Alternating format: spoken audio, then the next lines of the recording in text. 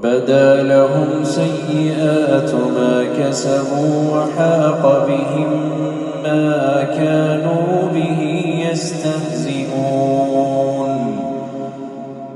فإذا مس الإنسان ضر دعانا ثم إذا خولناه نعمة منا قال إنما أوتيته على علم بل هي فتنة ولكن أكثرهم لا يعلمون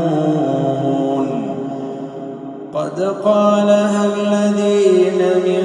قبلهم فما أغنى عنهم ما كانوا يكسبون فأصابهم سيئات ما كسبوا والذين ظلموا من هؤلاء سيصيبهم سيئات ما كسبوا وما هم بمعجزين أولم يعلموا أن الله يبسط الرزق لمن يشاء